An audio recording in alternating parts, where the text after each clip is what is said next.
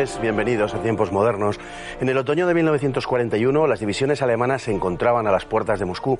Tras 2 años de guerra, no habían sido detenidas por ninguno de sus enemigos y nada hacía presagiar que lo fueran a ser ahora. Unas semanas más tarde, se batían en retirada ante el empuje soviético que amenazaba con provocar una verdadera catástrofe militar. La batalla de Moscú tuvo lugar entre octubre de 1941 y enero de 1942.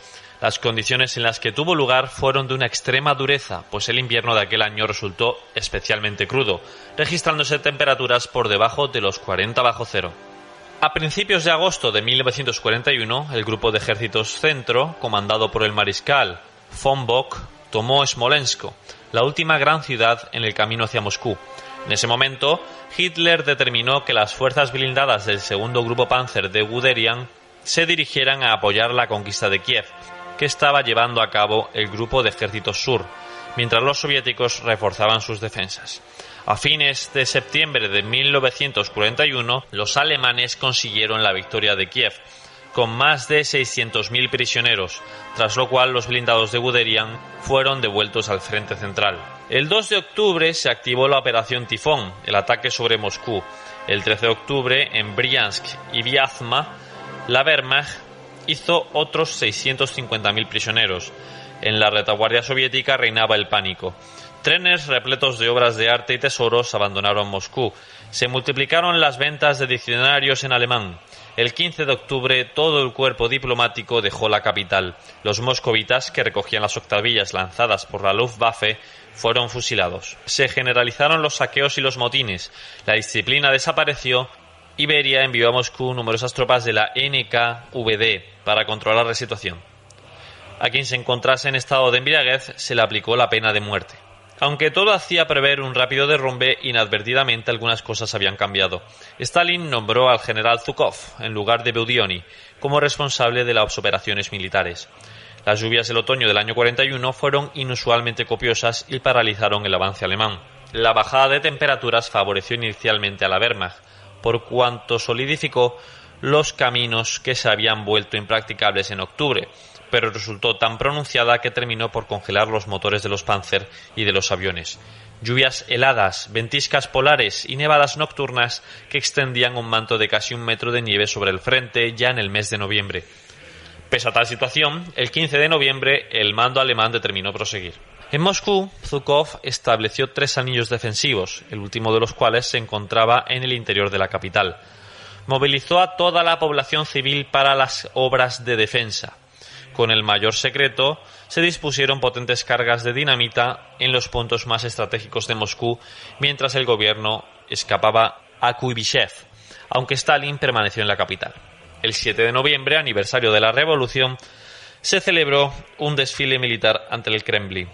Las unidades militares salían para el frente tras el desfile, y algunos de los T-34 que tomaron parte ni siquiera estaban pintados, pues habían sido enviados directamente desde las fábricas.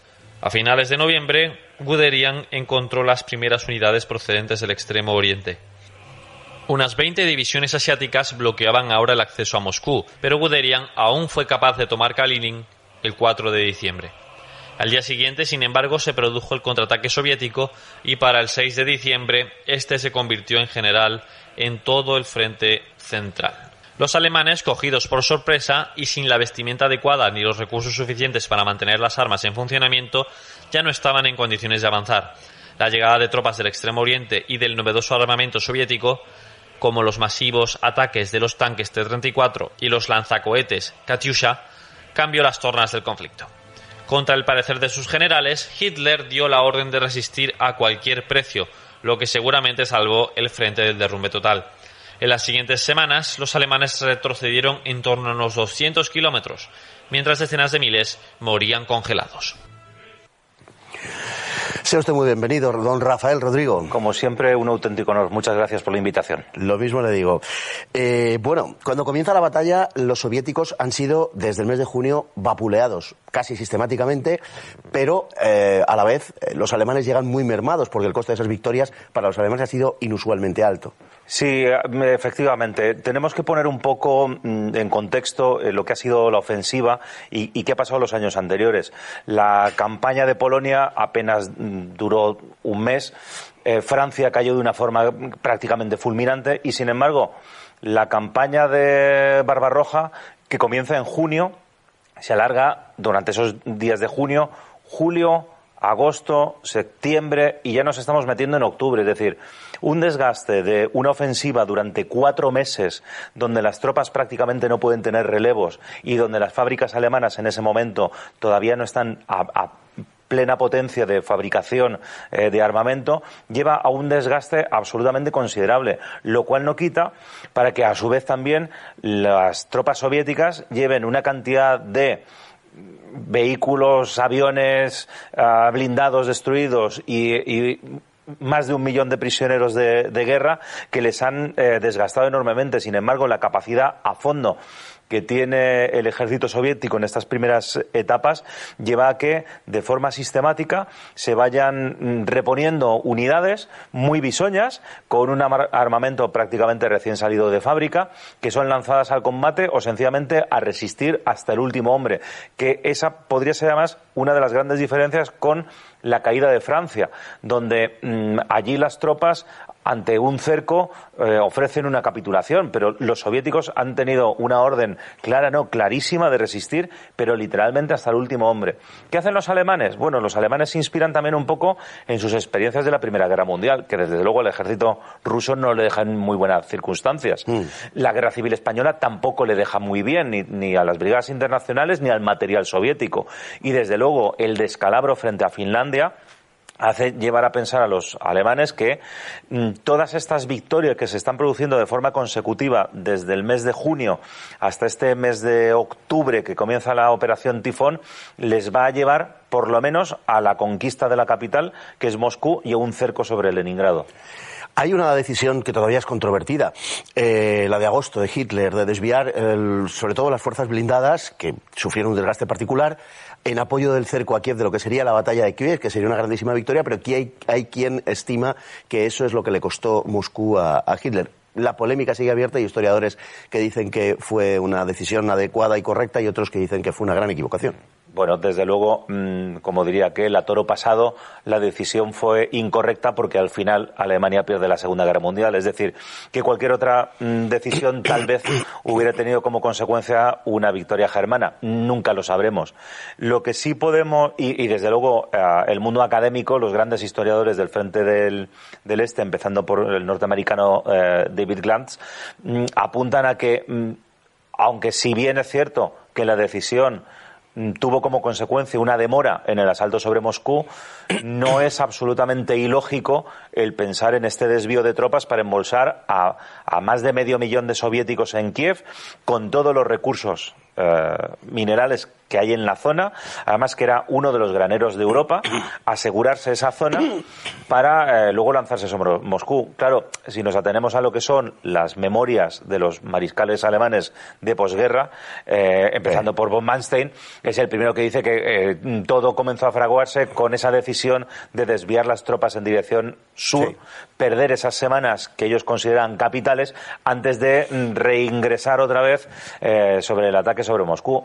Pero bueno, no es la única guerra donde uno de estos, comillas, desvíos luego han tenido ríos de debate. El desvío de las tropas nacionales a Toledo antes de asaltar Madrid podríamos tenerlo dentro de lo que cabe, o sea, sabiendo que es radicalmente distinto, pero sabemos que es. ¿Y por qué no se lanzaron directamente? Claro, que tenemos una circunstancia radicalmente distinta.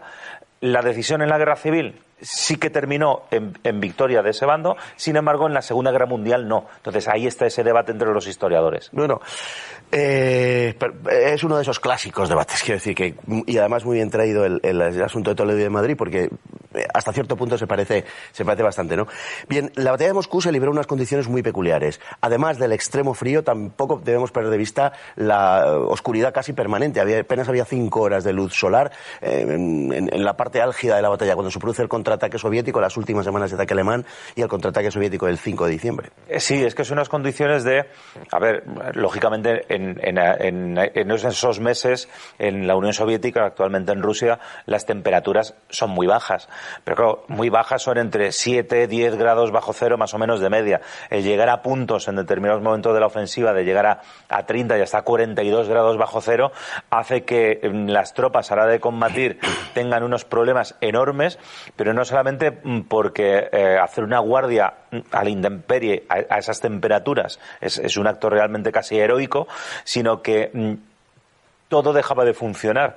Podemos pensar que, claro, dejaban de funcionar los motores, porque el líquido anticongelante no servía en estos casos, pero es que el propio armamento se congelaba, se quedaba hecho una bola, con lo cual ni siquiera las ametralladoras de acompañamiento servían en esas circunstancias. ¿Qué comenzaron a hacer las tropas alemanas? Con sus oficiales, de alguna manera, haciendo un poquito la vista gorda, en apropiarse de ese material soviético que sí estaba más diseñado para unas condiciones climáticas mucho más duras y que podían servir. Pero es que las condiciones fueron... Ese invierno fue el más frío de los últimos 50 años en la Unión Soviética, con lo cual, claro, es una condición de combate absolutamente salvaje. Se habla mucho de estas condiciones de extremo frío, el general invierno, etcétera, pero lo que no se suele citar, y sin embargo sí que fue un elemento que detuvo verdaderamente la ofensiva alemana, fue la famosa Rasputitsa, el fango que lo cubría absolutamente todo y que hacía inviable el movimiento de los vehículos, sobre todo de los vehículos que no eran con orugas. Es más, al principio, cuando se heló el terreno, los alemanes lo recogieron como una bendición, la bajada de las temperaturas, porque helaron esa bajada de las temperaturas, heló el terreno. Sí, es que siempre se ha hablado del frío ruso, pero sin embargo hay 2 temporadas que se le conoce en Rusia como la estación del fango, sí, porque es justamente con el deshielo de la primavera y con las lluvias de ese verano-otoño, que encima ese año las lluvias fueron más copiosas de lo habitual, donde literalmente las carreteras y lo que es los campos quedan literalmente enfangados y enlodados. Claro, cuando se planea una ofensiva sobre Bélgica, una de las primeras naciones europeas que completa toda su red de ferrocarriles, pues es comprensible, y con una densa red de carreteras asfaltadas, es que las condiciones climáticas influyen, pero mucho menos. La Unión Soviética apenas tiene 2 carreteras principales que estén asfaltadas. El alto mando alemán, en determinado momento, también se inspira en qué pasó en 1917 especialmente, que es cuando, utilizando los ferrocarriles rusos, casi hay que ir localidad a localidad porque no hay oposición ninguna. No es este el caso. Con lo cual, claro, cuando llega ese mes de octubre, la capacidad de movimiento de las tropas, sobre todo las motorizadas, disminuye de una forma, pero palmaria además, hasta casi... El hecho de que el ejército alemán todavía contase con un elemento hipomóvil, es decir, de caballos, importante, le permitió mantener un cierto grado todavía de movimiento. Son muchas las imágenes, las fotografías de época, donde puedes ver vehículos a motor que tienen que ser rescatados del lodo o directamente por soldados o utilizando un tiro de caballo. Pero claro, eso hace que... En el vídeo venía muy bien una imagen de un campo helado con tropas alemanas moviendo por allí. En la época del lodo eso es impensable. Sí. Hay que seguir un camino, una carretera, y eso es muy fácil de bloquear. La mayor parte de las bajas, una parte sustancial de las bajas, porque hay que medir toda la operación desde efectivamente octubre hasta, ¿cuándo puede acabar la operación de Moscú? Normalmente se dice que en febrero, pero las consecuencias persisten hasta el mes de abril del 42. Una parte sustancial de las bajas se debe a la congelación. Lo que no se acaba de entender es por qué el ejército alemán no había tenido previsto, aunque no se llegara a los 40 grados bajo cero, pero se podían alcanzar fácilmente los 15, incluso los 20, cómo no había previsto ropa adecuada. Incluso aunque los alemanes hubieran ganado la guerra, habría que haber mantenido contingentes de tropas sobre el terreno muy numerosos y por tanto hubieran necesitado exactamente igual esa ropa. Sí, se llega al grado de anécdota de que muchos soldados alemanes, además de utilizar ropa de combate de los soviéticos más aclimatados a estos tiempos, llevan a arrancar hasta cortinas y manteles, porque de alguna manera aquello les permitía pasar más desapercibidos en un campo nevado. A ver, se planificó, sí. ¿Se suministró ropa de abrigo a las tropas en primera línea? No. ¿Por qué? Primero, porque la campaña tenía que haber acabado mucho antes, con lo cual no estaba planificado que esa entrega de ropa de abrigo se tenía que hacer mientras durase la campaña. Segundo, ¿qué se prioriza? ¿El envío de combustible y el envío de munición o el envío de ropa de abrigo? Mientras dure la ofensiva sobre Moscú, el alto mando alemán toma la decisión de, ante la dificultad de suministrar a las unidades de primera línea, que tienen que ser muchas de ellas vía aérea, dar prioridad a lo que sería material de combate. Y el material de combate no va el elemento de abrigo, va pero en un segundo escalón. Entonces, se suministra, pero lógicamente mucho más tarde de lo que hubiera sido necesario y con una cantidad mucho menor, porque es mucho más importante llevar litros de gasolina para que los blindados se muevan y, desde luego, balas de cañón para que estos disparen. Fue fundamental también la información de la que dispuso Stalin en las fechas anteriores a la batalla de Moscú para poder enviar las tropas que estaban acantonadas en el lejano oriente, que además eran tropas de gran calidad, siberianas muchas de ellas. Finalmente es la llegada de las tropas que tiene que enfrentar a unas fuerzas alemanas que están muy mermadas, en algunos sectores están con menos del 20% de su potencial originario, y finalmente eso es lo que acaba deteniendo a los alemanes, y no solo, sino provocando un contraataque que les hará retroceder aproximadamente 200 kilómetros de media en el... Sí, ahí para mi gusto la decisión que salvó a los soviéticos proviene de Zhukov. Zhukov, que al inicio de la guerra se equivoca porque él piensa que la ofensiva alemana va a ser sobre Ucrania. De hecho, protesta tanto frente al alto mando soviético, el Stavka, que en premio le envían a Leningrado, donde teóricamente no iba a haber demasiado bullicio. Cuando se produce la ofensiva sobre Moscú, se recupera Zhukov, se le encarga la defensa de la ciudad, y él la decisión que toma es, dado que parece que definitivamente Japón no va a entrar en guerra, tal vez Japón hubiera entrado en guerra con unos alemanes ocupando Moscú, pero desde luego, sin ocupar Moscú, los japoneses, después de la derrota de en 1939, no tienen deseos de entrar en guerra. La decisión que toma es, todas estas tropas de reemplazo bisoñas son las que se envían al frente, para que vayan desgastando a los alemanes, porque son tropas, entre comillas, de una calidad mucho más bajas. Y lo que se hace es traer tropas veteranas y además muy aclimatadas a estas bajísimas temperaturas, que son las tropas siberianas, que quedan acantonadas alrededor de Moscú y además en retaguardia, hasta en un momento determinado que Zhukov considera que el desgaste ya del avance alemán ha tocado a su fin, y es el momento de comenzar con la contraofensiva.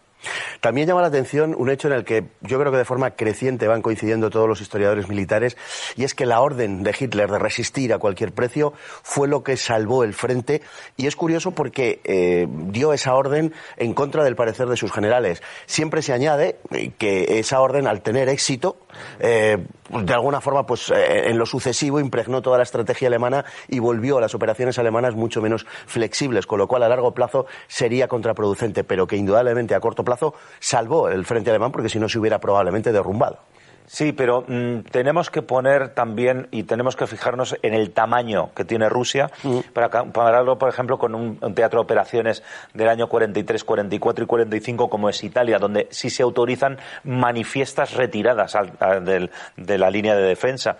¿Por qué? Porque se cubre la línea completa, se puede preparar una línea absoluta retaguardia, y en un momento determinado, cuando las tropas se ven desbordadas, pueden replegarse a una línea previamente preparada. Claro, el problema era Rusia, con su extensión. El problema es la extensión. Entonces, esto ya lo había hecho los mariscales franceses en 1940, la defensa en erizo. Es cuando te ves rebasado, formar una línea, digamos, circular, para defenderte mientras llegan los refuerzos.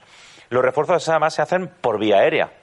Con lo cual, al tener pequeños destacamentos o grupos de combate, pueden ser suministrados vía aérea. Claro, este es el error que ocurre en Stalingrado, que una cosa es suministrar a 50, 70.000 hombres y otra cosa es suministrar a diario a 250, 300.000. Eso lo consiguen los angloamericanos, pero ya en 1946-47, y estamos hablando del cerco de Berlín, del bloqueo de Berlín. Entonces, es una circunstancia radicalmente distinta. ¿Qué ocurre si se hubiera autorizado una retirada en diciembre de 1941? Que hubiera acabado probablemente en un colapso todavía peor que lo que le había pasado a Napoleón. No olvidemos que llegaron muy diezmados en 1812 a Moscú y el desastre palmario se produce justamente en la retirada. Entonces, si acaso, lo que podríamos haber dicho es, si hubiera sido mejor aplazar la ofensiva sobre Moscú a la primavera siguiente y haber paralizado las operaciones en una línea de defensa más cómoda en el mes de octubre. Pero claro, desde luego, teniendo a Moscú a 42 kilómetros, la distancia que tuvieron las tropas alemanas. Moscú es la distancia que hay entre la Puerta del Sol de Madrid y la ciudad de Guadarrama. Es decir, es literalmente estar allí tocando y viendo las cúpulas del Kremlin. Además, ¿qué moral le das a tus tropas cuando les dices que se paraliza la ofensiva y además hay que retirarse? No era posible. Nos quedan apenas 30 segundos. Es la primera gran derrota alemana, en tierra desde luego y casi en el conjunto de la guerra, y además a partir de Moscú también, porque Estados Unidos entra en guerra en ese momento, Alemania ya no podrá ganar la guerra. Lo más a lo que puede aspirar es, digamos, a salir empatado. Sí, aprovechando justamente los grandes avances, podría haber intentado llegar a algún tipo de acuerdo. Incluso se dice que Stalin, de alguna manera, en aquel invierno de 1941, sobre todo, hubiera estado dispuesto a llegar a una gran pérdida territorial, pero firmar la paz. Sin embargo, ese diciembre de 1941, con el fracaso frente a Moscú y, desde luego, la entrada en guerra en Estados Unidos, cambió el panorama de la Segunda Guerra Mundial de forma absoluta. Pues, don Rafael, muchísimas gracias. Un placer, como siempre, haber venido a compartir con nosotros este episodio de la batalla de Moscú, que fue decisiva verdaderamente en el curso de la Segunda Guerra Mundial y, por tanto, en nuestra edad contemporánea. Y a todos ustedes, igualmente, muchísimas gracias por estar ahí cada día y hasta el próximo programa, si Dios quiere.